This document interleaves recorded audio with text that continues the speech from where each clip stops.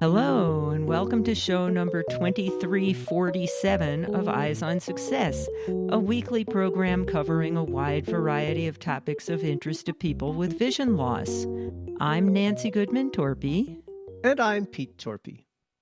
There are a couple of really important new features in iOS. I want to mention three of them. With personal voice, you can use your voice to train your phone to create a cloned AI-based version of your voice.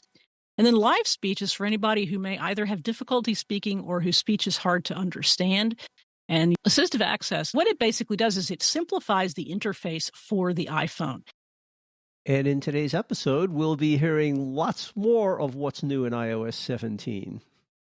We'll be talking with Shelly Brisbin, author of the recently released iOS Access for All, your comprehensive guide to accessibility for iPhone and iPad, about this year's version of iOS number 17.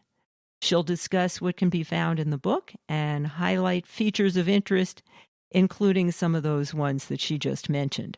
But first, for our tip of the week. This week's tip comes from Shelly Brisbin.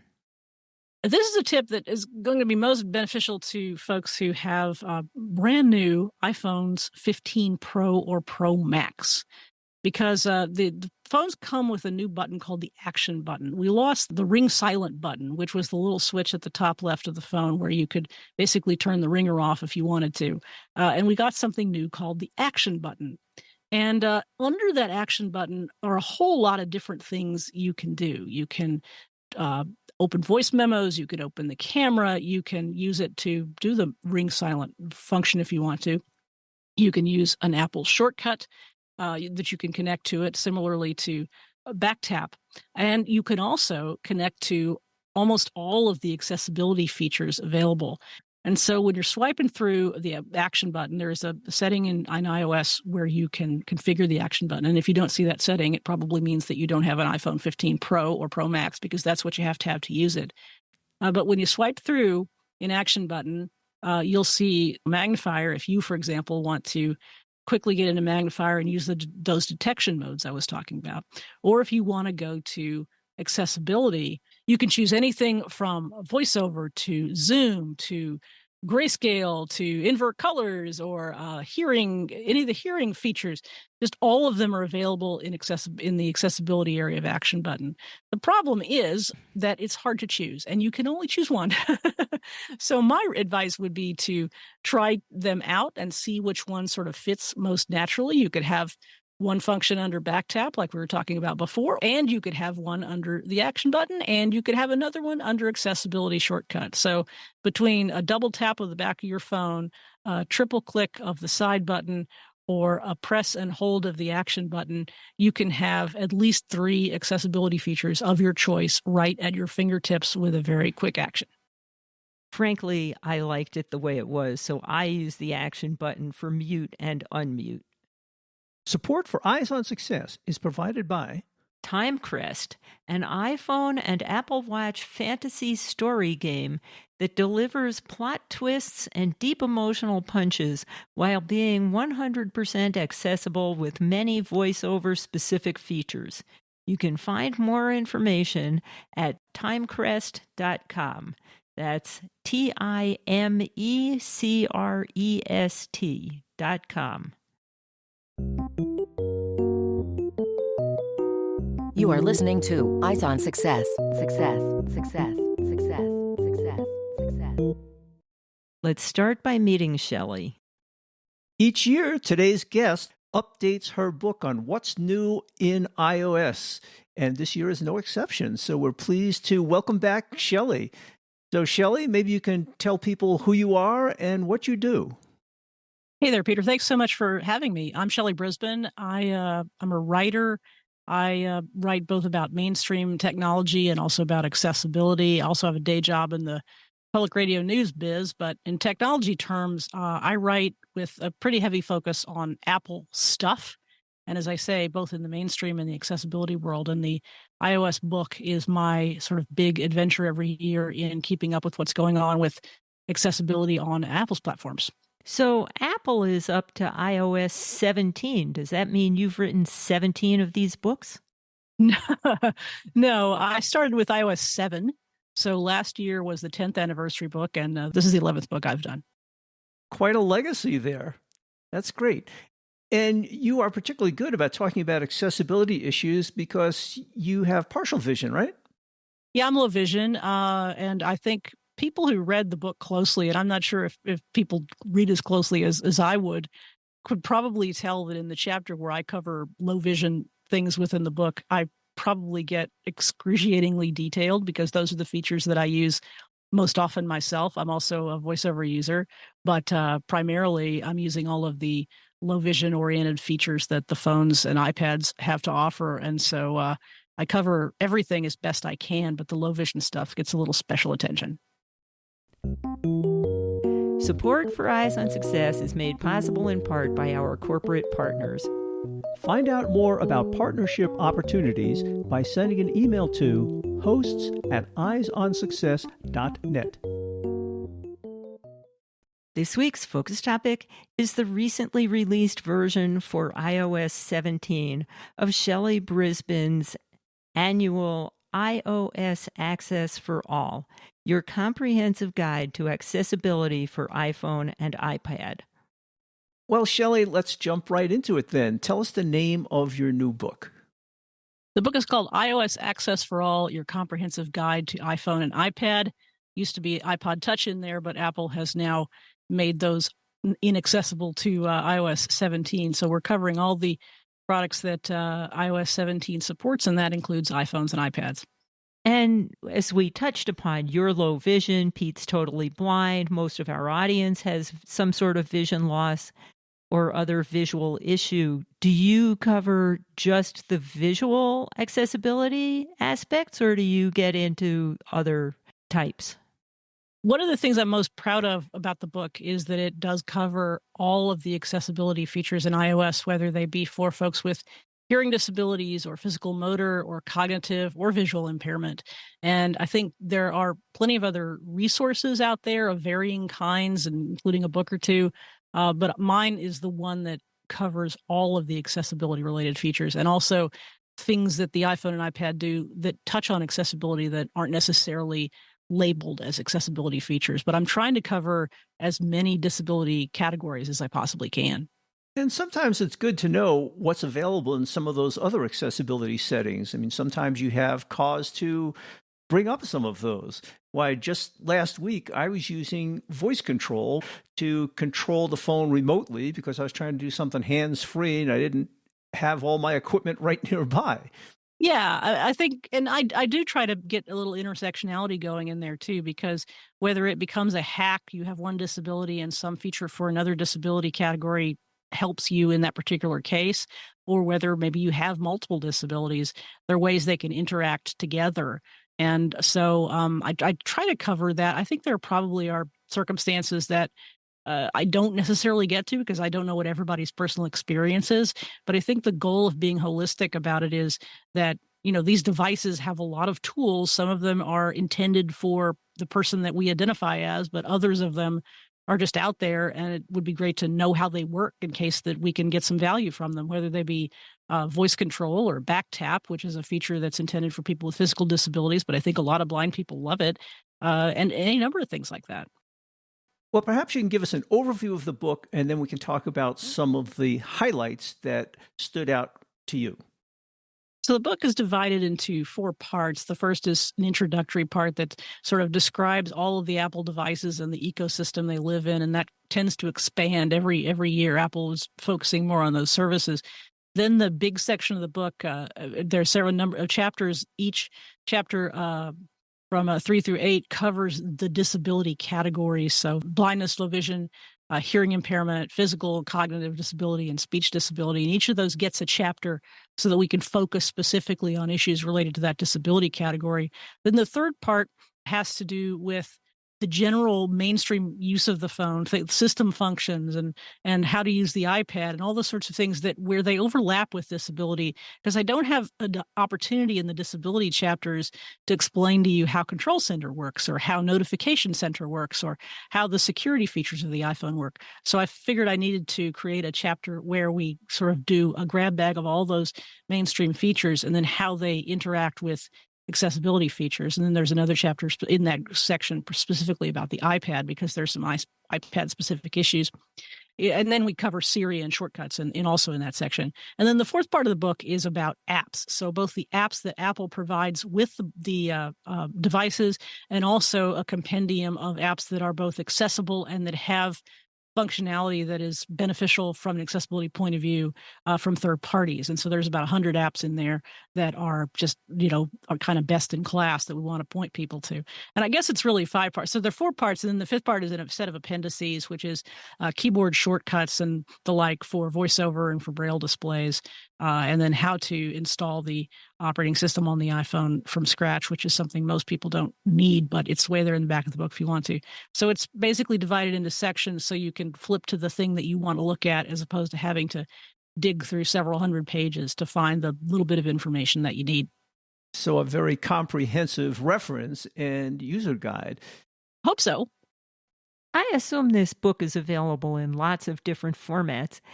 In the electronic formats, do you have links from one section to the relevant part of another section? Yeah, there are cross-references all throughout. And so I will refer to such and such a section in such a chapter, and both the EPUB and the PDF versions of the book have live links. Because they're live links within the book, you don't necessarily have to be connected to the internet. There are also a few live links to things that are outside of the book, and I point that out. So if for some reason you're not connected to the internet, obviously you'd want to be to use those URLs. But there's a lot of cross-references. I didn't do an index because I feel like that's kind of old school, and for an electronic book, you don't necessarily need one. And my table of contents is really comprehensive, and it's down to like the 4th level. So you can find what you're looking for. But you can also do a keyword search in all those formats and find what you need. Well, maybe you can tell us some of the highlights that stood out to you this year, even if they're old features that have been improved or you think people ought to know about. Well, let's start with VoiceOver, because that was one that is, it obviously is the cornerstone of accessibility in iOS, the screen reader for blind and visually impaired folks. And that didn't receive a lot of changes this year, but I think it's notable. And this started last year when Apple added some voices from outside their creation to iOS, the Eloquence voices. And this year, those Eloquence voices are back, but there's even more ability to control how those voices and all the voices that come with VoiceOver sound. So if you like Alex, or if you like one of the other voices, but you just have an issue with the pitch or the timbre of the voice or some other aspect of it, there's all these nitty-gritty little settings that you can dig down, and you can make Alex sound just as fast or as slow or as breathy as you'd like him to. And the Eloquence voices particularly, these are voices from a company that Apple's licensed these voices, and it's the voices that a lot of people who use screen readers are familiar with from JAWS and from other screen readers. And I think that's why those voices are so popular. And those voices are particularly used a lot for reading speech at very high rates of speed. And so there are a lot of features deep down in there called per voice settings that allow you to turn that specific voice that you really like into the exact kind of sound you want. So the changes in VoiceOver this year are kind of like that. They're all really down in the nitty-gritty weeds.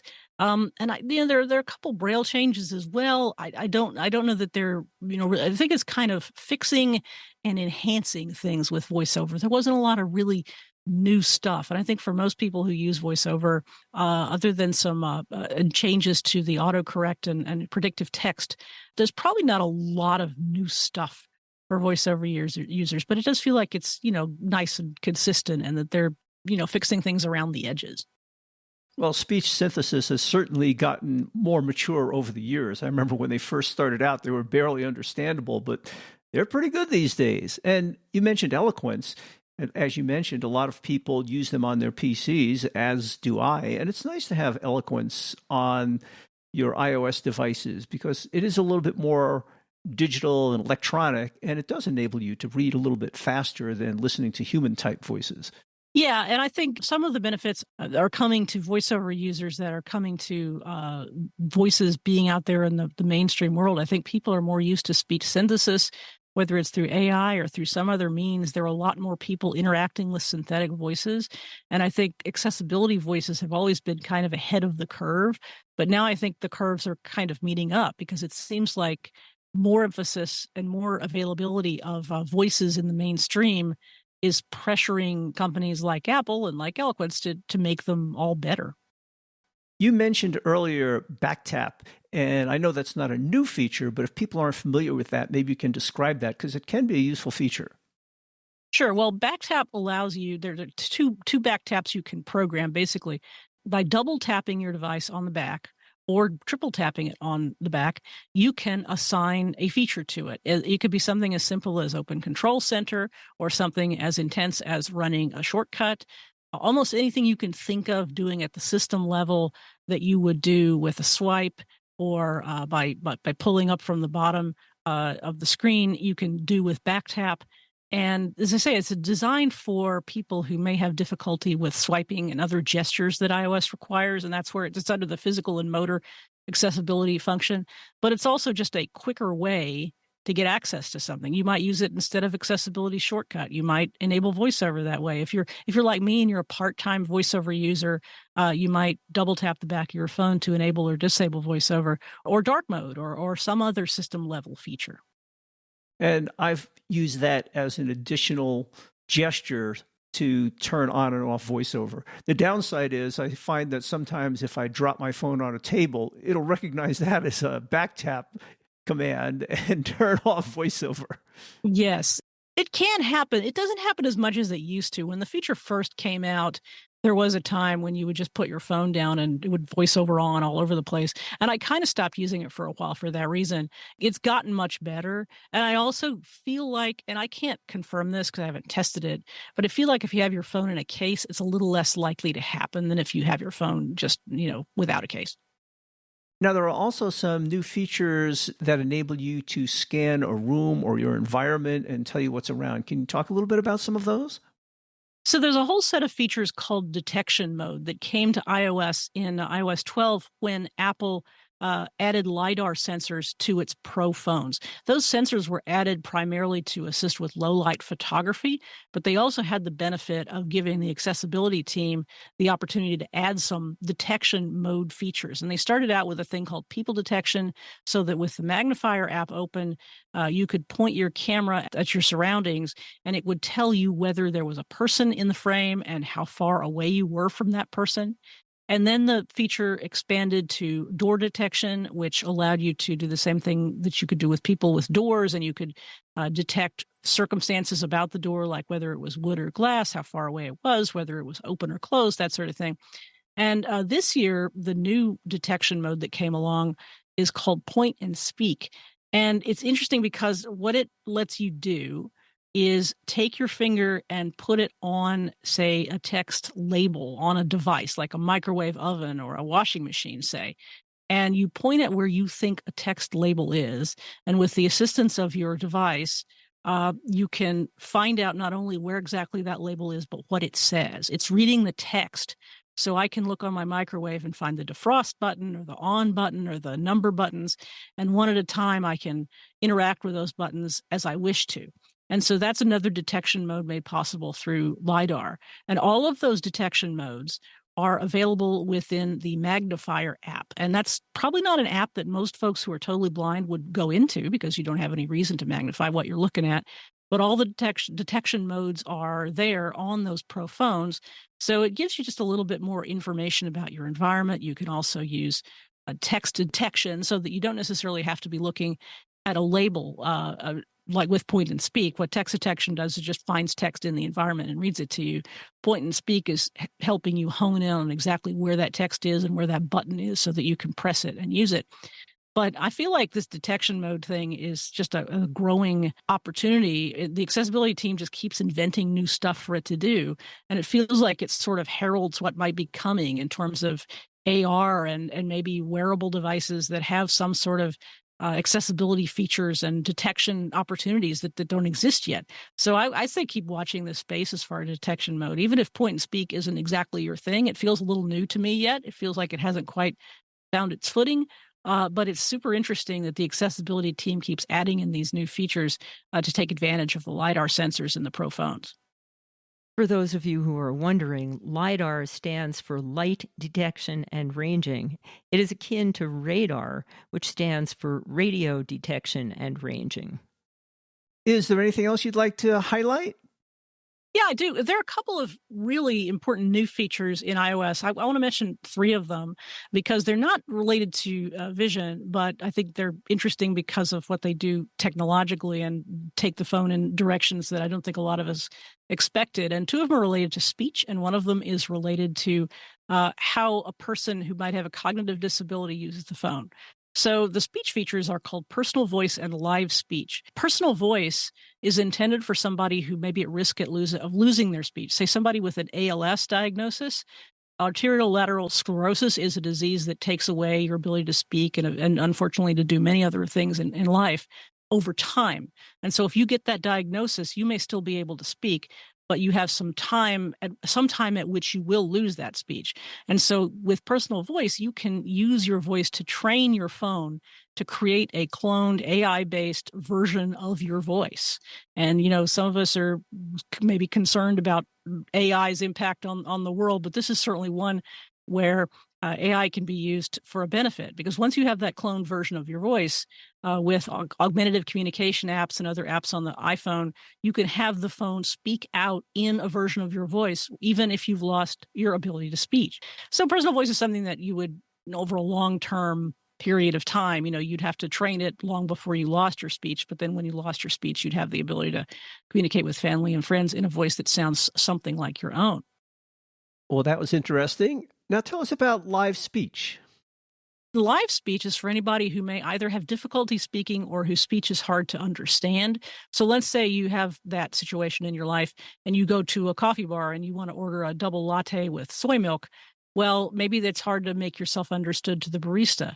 You can type your order on your phone and then have live speech speak it out in a voice that you choose. So all the voiceover voices, all that long list of voices that's available on your phone is available in live speech. So whether you want to be Alex or Heather or whoever you want to be, you can have your coffee order or your question about how to catch the next train or whatever it is read out, so that if your speech is difficult to understand or if it's just difficult for you to speak at this particular moment, live speech can do it for you, which is a pretty cool feature, and it's easier to invoke. You don't have to train that like personal voice. You just basically triple click the side button, and there it is, and you type what you want to type, and you get speech back out.